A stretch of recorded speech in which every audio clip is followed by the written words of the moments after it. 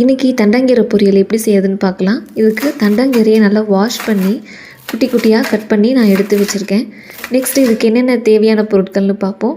சின்ன வெங்காயம் 10, 2 வரமிளகா, சின்ன வெங்காயத்தையும் நல்லா குட்டி குட்டியாக கட் பண்ணி எடுத்து வச்சுருக்கேன். வரமிளகாவையும் 2 கட் பண்ணி அதில் இருக்க விதையும் எடுத்துக்கிட்டேன்.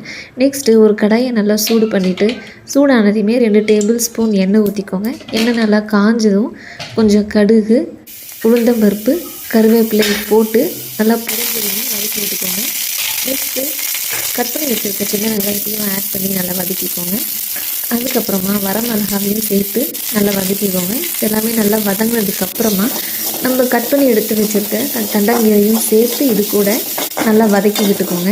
நம்மளுக்கு இதுக்கு தண்ணி எக்ஸ்ட்ரா தேவையில்லை. நம்ம கழுவி எடுத்து வச்சுருக்கிறதுனால அதில் இருக்கிற தண்ணியே போதும். நம்மளுக்கு கீரை நல்லா வதங்கி வந்துடும்.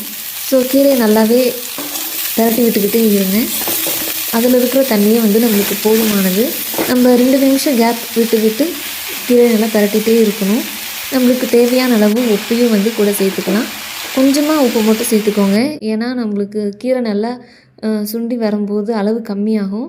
அதுக்கப்புறமா டேஸ்ட் பண்ணி பார்த்துட்டு பத்தலைன்னா கூட திரும்பியும் நீங்கள் உப்பு சேர்த்து பரட்டிக்கலாம். கீரையில் தண்ணி கம்மியான மாதிரி இருந்தாலும் நீங்கள் தண்ணி கொஞ்சம் தெளித்து விட்டு நல்லா பரட்டி விட்டுக்கோங்க.